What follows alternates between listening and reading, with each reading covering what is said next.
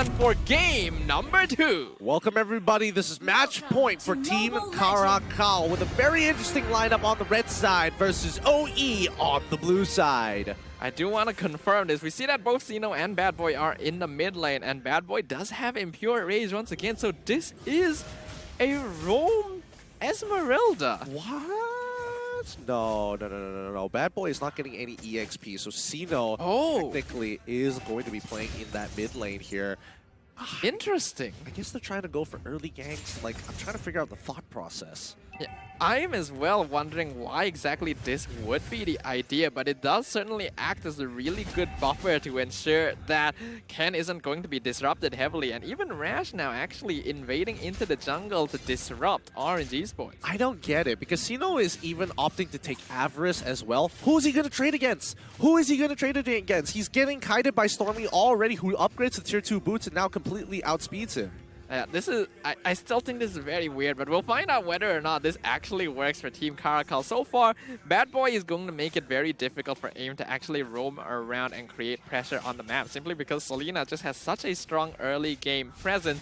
Because we both roamers focusing on the top side as well. Valence versus Zed is going to be a crucial lane here, especially after what Zed did in the previous game. Yeah, a lot of focus here. Oh no, they just turned away from the fight on top side. Valence now in some trouble here. He's going to get locked down, but he still sustains pretty well with the Inspire 1 HP enhanced chains, and that's going to be a double kill. Oh boy, first blood achieved, and Team CARACAL already in the lead. Yep, exactly the start that Team CARACAL is looking for. They already know from game 1, if we give Zed a good start, he will carry us with this Beatrix, and giving him first blood of the game as well as an assist is going to be great. He's already taken out basically 30% of the tower gold against Valence, giving Team CARACAL a 1.4k net worth lead. Yep, quite some value though. I wasn't expecting Valence to survive that long, but I guess he was getting a lot of collaterals with his passive projectiles. On top of the fact that he had Inspire, so he was just getting the heals again and again and again and again, but still to not. As the first turtle is going to be contested for so far, no, it's not going to be contested. Xeno's actually doing a very good job. He's playing the Esmeralda in a similar way to you would play a hero like Hilda, just jumping in and doing small amounts of poke damage to the enemy jungler, but just enough to make sure they cannot contest objectives while at no real risk to yourself, because he knows that Subway in the early game won't have enough damage to actually threaten an Esmeralda. Yeah, AIM is here. Is somebody going to help him out? Zed's making his way downtown here. So he has to make a choice. Does he try to look to punish Xeno? He's going to back away, not knowing where the Franco is. And the same goes for Zed. As Subway, again, they have information on where he is going to be. So what are they going to do with that information? I'm actually kind of surprised they don't try to invade this purple buff here, considering how important it is. Valence popping the ultimate to... Oh, the Iron Hook! Actually gonna land onto Bad Boy into the bloody hunt, but the shotgun from Zed going to actually miss its mark. AIM is still alive. Oh, but he gets it! Subway now jumping into the backline, finds the pick onto Bad Boy. Will be able to follow up onto Zed as well before backing off to ensure he's not picked off by Xeno. Here comes Stormy to follow up, but they will be able to pick off the 2 kills. If I was AIM, I'd be furious. I would be furious at my goal laner there. Valence not blocking the shot, and technically AIM could have just hid behind him. That's also a possibility, but it would have been nice if Valence just took the shot. I think Valence didn't take the shot because he knew that Subway would be coming in and he needed as much HP as possible to continue the fight. I assume that's what they were thinking, and they were willing to sacrifice AIM for it. Right now though, Team CARACAL continuing their early game advantage. They want to invade once again with Ken and Rash. Yep, Subway getting punted here as he's forced to use the Tempest of Blades. Gets on out of there. Enhanced Sword coming in from Ken, dealing a good amount of damage to Neo. They take the buff, and now Team CARACAL are in full swing, full control of the game. Julian and Paquito is a really dangerous early game combo, and you can see the amount of damage that comes out of him. AIM now being forced to retreat again by Bad Boy. This Franco against Selena matchup is not comfortable for him, and Zed, 1 level up on Subway. He might actually look for the execute. He's gone. Goodbye. Disappeared from the face of the earth. That is terrible, and even Neo is getting absolute. Oh, he doesn't even get to spell vamp any of it. Sino now controlling the mid lane. Ahead, Stormy taking a bad trade as Neo. Is he gonna die here? Is Ken gonna finish him off? Yes, he does. Finds the kill with his retribution. Ooh. And sending Paquito to clean up Stormy in the mid lane. Orange Esports is falling apart. We were wondering if Team CARACAL has an at-home buff. I think this confirms it. They are playing like madmen right now. Already a 3k network advantage. I don't know how AIM missed that hook there. The hitboxes right now are being very strange, but Team CARACAL perfectly happy with that. I don't get it. What's going on with Orange Esports? Did that first game really set them off the edge here? Team CARACAL are winning with an interesting, very weird draft, taking all the neutral objectives and pretty much winning every single trade. It looks like they're just taking a page out of Orange Esports' book. They say, if you can play weird mids, so can we. Rash now in a bit of danger. He might be targeted. Flicker forward with the Bloody Hunt should secure the kill onto the Paquito. And the kill going over to Valence. You can see how sick of it AIM was. He was chasing him for so long. It's like, all right, I'm gonna flicker Bloody Hunt. Let's take this guy out. This is taking too long. But Zed, having full control over the top side, is going to get a tier 2 for himself. Zed is going to be terrifying right now. Full level up on Valence, 3 kills and 1 death.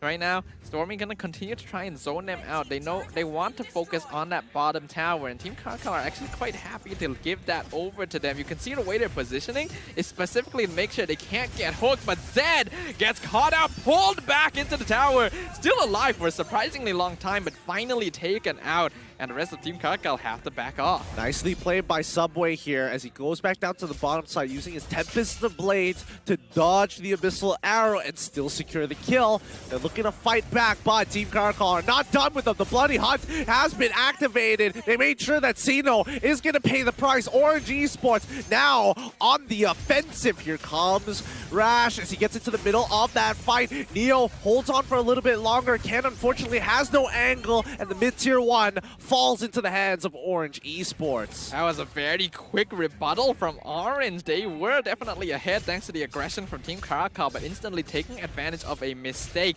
Zed getting caught out means that Orange can play a lot more safely and go for structure. Is already taking 2 away from Team CARACAL and reducing the net worth lead to only a few hundred. Yeah, this is quite the back and forth here. It looked like Team CARACAL was winning every trade, but now Orange Esports have caught right back up to really close that gap in terms of deficit. Now, they're going to take their time as the turtle is spawning in Team CARACAL. I want to see how they actually enter the fight in this situation. Yeah, especially considering Orange Esports now have control over the Lord Pit. Definitely feeling a little bit of the impacts of that strange Esmeralda mid right now. They just have no real way to engage and safely do damage, meaning that they're just going to give the Lord away to Orange. Clear up the mid wave. They're walking in as a unit as AIM clears out the Abyssal traps one by one, face checking it. Oh, that didn't connect. That's actually so sad. But here comes Rash. He gets the double jab in. The enhanced chains pops, but AIM is out of there. Uses the conceal, looks to chase, but no, they're too fast. They've already made it out. I just kind of feel like AIM is constantly getting scammed today. The iron hooks really should have hit a lot more than they have been. I don't know what's going on. But right now, we can see he's actually being targeted himself. Abyssal Arrow into the falling Star Moon might take out the Franco. Forced to use Bloody Hunt on Zeno, but doesn't survive enough to see the whole duration. Tempest Blaze jumping in. Neo flickers forward, catching out Ken, giving the killing spree to Valence as here comes Rash from the side. A nice 2-man knockout strike, chunking Neo and Valence down to half HP. The rest of the team coming in, but no mana on Bad Boy means that they cannot continue. Okay. I definitely thought that was going to be more kills for Subway, but I don't think he has as much as I would believe him. He's currently at 27 to 27k, so I don't think he has his third item just yet. I would have expected 2 to be enough, but Team CARACAL, they're on even footing with Orange Esports. I realize that Zeno only just now gets his enchanted talisman, so either he went for something else first or he is really poor. I'm leaning more towards the former here. We can see that Orange Esports now actually do have the net worth lead, and things are starting to become a little bit rough for CARACAL because Orange does have pretty good late game scaling in comparison. Yeah, some way. There we go. That's the third item, the Endless Battle. Now he should have more than enough damage to purse down the squishier targets. I would like to see the item list. I'm curious to know what Xeno actually went for, but the Abyssal Arrow lands onto the right targets. Neo manages to walk away as OE punish the engagement as Rash. Oh my goodness, I can't believe it. Bad Boy lands a full combo, but Rash has to pay the price. How does Neo even walk out of that alive? A beautiful hook from AIM, finally not getting scammed there. Orange Esports still actually playing quite safely around this Lord. They know that Ken is still alive, so they can't afford to full invest until they're able to secure a more comfortable position for themselves. But with all the waves pushing in, now they can use AIM to zone it out. Looks like, yeah, Team CARACAL, they're just not going to contest for this. Yep, they can't really do too much about it, and I don't know, man. This has been a rather bizarre game. Bizarre is to say the least of it, but now the first Lord of the game finally comes out from the base of Orange Esports. Gonna be pushing in the mid lane. We saw in the previous game, Team CARACAL was able to defend this without much damage to the tower at all. Hopefully they'll be able to replicate the same success, as now looks like we're going to be going into a quick pause. Oh no, game pause at such an important time like this when momentum is really starting to build up for Orange Esports. Well, let's just have a look-see here. 7-7 on both sides, 10 minutes into the game. Oh, that Lord is going to be really important to actually swing the gold lead in either OE's favor or CARACAL. I feel like this is a good chance for us to just kind of talk about Team CARACAL as well, though. They've been doing a really good job here in this game. Like before this, I think a lot of people were counting them out because their performances in previous week has been less than stellar. And it definitely feels like they had a little bit of problem with their communication, with their synergy, but all of a sudden, they're definitely feeling a lot better. It feels like much more of a team. I would agree to that. I would think that Team CARACAL looks a lot more put together, even though their drafts can sometimes be weird. When there is a turnaround, the turnaround is quite worthwhile. But stealing that game one from Orange Esports probably put a sour taste in their mouths. And I don't know, looking at the fact that Xeno is deciding to play this Esmeralda mid, hopefully he gets to that later stage of the game. Definitely kind of costing them in terms of utility here, but we're going to be going into an instant replay real quick from that last fight where somehow, even though they get the Abyssal Arrow full combo on Neo, it is Rash who gets pulled back and taken out by Orange Esports instead. As we saw there, Bad Boy didn't decide to commit to the kill. He wanted to give it over to Ken. But in that small fraction of time, Ruby was actually able to get out of there and not let Ken actually close the distance. So fair enough, it's understandable. You want to be a you want to be a good support. You want to be able to help out your jungler, get a couple of kills. Yeah, but it definitely has to feel bad where in those sort of situations you aren't actually able to get the kill because of that decision, and it's gotta sting a little bit, you know. I think a lot of support players will say like, oh, if we get the kill, they say we steal the kill, but if we give the kill to them, they'll say like, oh, why didn't you get the kill, you know? There's no winning. There's no winning with these junglers. Very real, a little too real actually. But now with the Lord pressing its advance towards the outer turrets, let's see how much Orange Esports is able to get off of this. They're gonna be able to take the mid here too, but the Lord is nearly dead, so I'm pretty sure they're not going to be able to take the inhibitor here. Team CARACAL should have more than enough to deal with it. But the bottom wave, ooh, a nice pulse from the tower there to make sure that it doesn't take much damage. Team CARACAL should be able to safely defend against this. I wonder if Orange still want to aggressively try. I don't think Orange Esports is really going to bet their luck here, but oh, they find the hook of the century onto Xeno, and now they're trying to get out of there, but it's going to be the chains! Unfortunately for Xeno, he still loses his life at the end of the day, and now Orange Esports are on the attack top side. The pulse clears off that wave, and that is going to be that. What a hook from AIM! All things considered though, trading Xeno instead of Rash is actually going to be pretty worth it for Team CARACAL because the Paquito will contribute a lot more than the Esmeralda to this base defense. But another hook onto Rash, and he's not escaping from it this time. Unstoppable, the Orange Abyssal Arrow finds Subway, but he's fine. Balance is already farmed up, and with two members down, Orange can push in.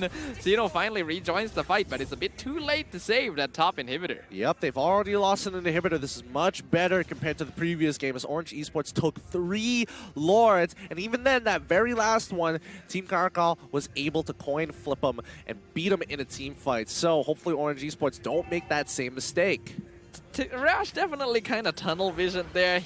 After getting hooked the first time, he was keeping an eye on aim and completely forgot that they have another hook on Orange Esports from Neo as well, and just set himself up for that one. That's just rough. Yeah, you hate to see it. You hate to see it. But Orange Esports have many different tools to achieve the same thing. I think Team CARACAL, as of yet, need to figure out how they want to engage, because Ken has been landing some really incredible chains, one of which saved Rash's life. So, like, maybe play around cooldowns. Well, with 20 seconds left on the Lord cooldown, Orange Esports are in a pretty comfortable position to go for this. Team CARACAL are going to have to spend quite a while to clear up the lanes. Not sure if they're going to be able to make it in time to respond to this, but they definitely have to. This could be the game-winning ticket for Orange.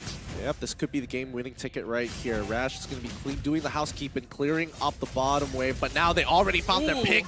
There goes Bad Boy, and Zed and Sino unsure what to do. Sino might have to run it down and open up some space, because look at how fast the entropy already popped by. Valent switches position. Again, Team CARACAL, they have to let it happen. Balance is pretty strong right now. Corrosion Scythe as well. I'm wondering if he is full build yet on this Natan. I imagine he's probably like...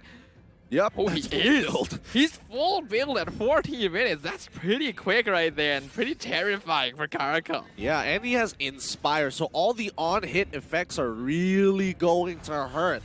Team CARACAL need to make sure that balance gets taken out quickly here, so it's going to be up to Ken, Sino, and as well as Bad Boy to make that happen. They cannot just depend on Zed to make these heroic plays. But once again, we see the lane wave synchronization from Orange Esports with the Luminous Lord coming up top. They want to get every single inhibitor right now. Bennett's Rage makes sure that the mid tower survives, but not the bottom side. Orange, they might invest for this. I think it's worthwhile, but can they land that pick here? I'm keeping an eye on Neo and as well as aim on the bottom side as Lord cracks open top. What are they going to do here? They find the suppression onto Rash. He goes down. Sino jumps in and they both end up dying. A double kill as Balance is way too strong and have completely outscaled Team CARACAL. The final inhibitor will fall, and with only 2 members of CARACAL to defend, they're not going to do enough. Zed picks up a final shutdown onto Subway, but it's not going to matter when the crystal falls in favor of Orange Esports. That's what we wanted to see from Orange Esports as they retaliate back. Did not